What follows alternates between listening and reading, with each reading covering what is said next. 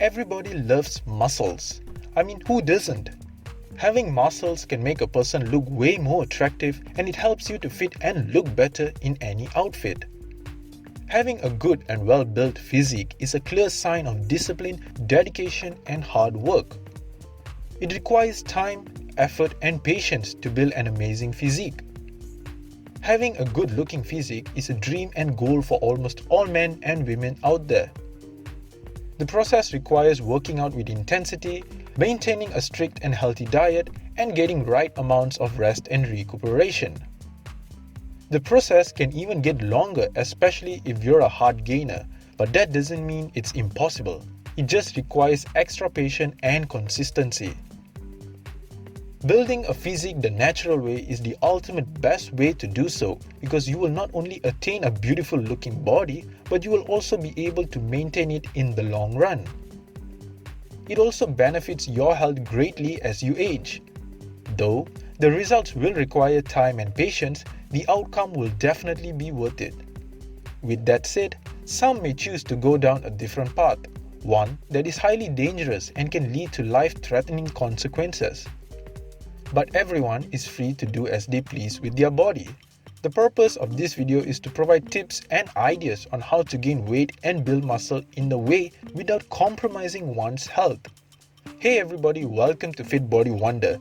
Today we're going to go over some of the ways you can gain weight and build muscle the right way, especially if you're a skinny guy. Make sure to watch until the end because there will be tons of valuable information in this video that will definitely get you the results you're looking for. Also, make sure to subscribe to the channel so that we can provide you with health and wellness regularly. Without further ado, let's get right to it. When it comes to building muscle and gaining weight, there are 4 aspects that you should focus on. Number 1. Nutrition. When it comes to gaining weight the right way, building muscle mass, or improving overall health and well-being, nutrition is the utmost vital aspect that you should definitely pay more attention to.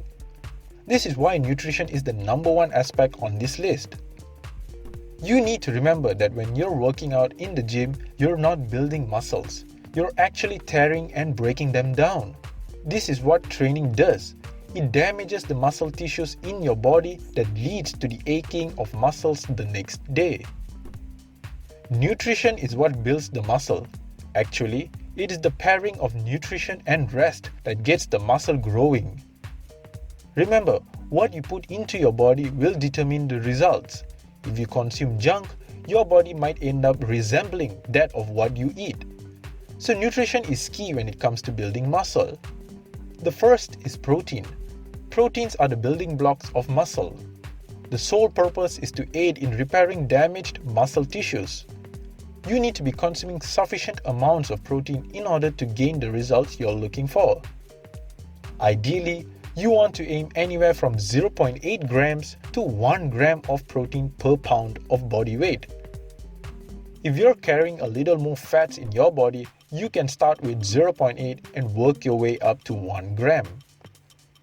Some may even consume higher than the mentioned amount. It's still fine, just don't overdo it. Great protein sources to look out for would be skinless chicken breast, lean ground beef, pork tenderloin, eggs, turkey breast, quality protein powder, fish, shrimp, scallops, and many more. For vegans, tofu, tempeh, lentils, chickpeas, and quinoa. These are some of the highest quality protein sources that you can include in your diet, which will help you to build lean muscle mass. Carbohydrates. Carbohydrates are your main source of energy. They provide you with the energy you need to get through your workouts. Ideally, you want to aim for 1 gram of carbohydrate per pound of body weight. This is best for building muscle and carrying out your day-to-day activities. It will provide you with sufficient energy and you won't pack on too much body fat by following this method. But if you feel that this is not enough, then you can consume about 1/3 of carbs more than protein. Example, if you're taking in 200 grams of protein, then you need to be consuming 1/3 more than that, which makes it around 266 grams of carbohydrates. The goal is to grow progressively without adding on too much fat and water retention. When consuming carbohydrates, there are two categories you should know about. The first is low glycemic foods. Foods in this category will result in slow and steady rise in blood glucose, meaning it doesn't spike your insulin levels too high. It provides you with slow release of energy. Examples include fruits, vegetables, certain dairy products, and certain whole grain foods. Majority of carbohydrates in your diet will constitute from this category. The second is high glycemic foods. Now, foods under this category will result in a rapid spike in insulin levels, which means your body is basically boosted with energy because high glycemic foods increases blood glucose levels, and glucose is your source of energy. This is something you should avoid. But if you do wish to consume high glycemic foods, then it would be best to have them as a post-workout meal, because when you train for about 45 minutes to an hour, your body's blood glucose is depleted. The high glycemic food will be able to replenish back your glycogen levels and restore energy levels. If you consume high glycemic foods too often, the spike in insulin, which is your energy source, is not utilized, then it will be stored as fat in your body, and you'll be carrying too much water as well, because carbohydrates retain water. This is why most people have big muscles but look rather smooth and lack definition and separation in each muscle. If you wish to know more in depth about low glycemic versus high glycemic foods and how they function, then comment down below. Fats. Fats are crucial in your diet. Without fats, it makes it difficult to put on size. This is because fats are needed to produce and regulate hormone levels in your body, including testosterone, which is a muscle-building hormone. Fats should take up 25% of your total calories and not exceed 30%. Also, if you wish to know how to calculate your calories and macronutrients effectively, we would love for you to comment down below. Having good fats in your diet can help you burn off the bad fats in your body, which will lead to a lean and more muscular physique. With that said, your diet should consist of healthy fats from three main groups, namely saturated fats, which are animal fats, such as eggs and chicken; unsaturated fats, which are your sources of essential fatty acids like fish; and monounsaturated fats like walnuts and oils. You should have a balance of all three types of fats in equal amounts. Number 2. Training aspect. To gain weight the right way, one should only gain about 5 pounds of solid lean muscle mass a year. You must be thinking, only 5 pounds? 5 pounds of muscle is a lot. Imagine a 5-pound steak. Cut separate portions of that 5-pound steak and slap onto your arms, chest and shoulders. It will make a whole lot of difference because you're putting on pure lean muscles and not adding too much body fat. Anything more than 5 pounds is additional fat tissues and water retention. Next, you want to focus on big muscle groups such as your chest, back and legs. By focusing on these big muscle groups, you will gain size because they take up the majority of the weight. The bigger the muscle group, the more weight it is able to pack on. Focus on compound movements such as your bench press, deadlifts and squats. These are big power movements which require more than a single muscle group to perform the workout. Example, the deadlift involves the back, biceps, forearms, glutes, quads, hamstrings, abdominals and many more. The bench press involves the chest, triceps and shoulders, and even core muscles.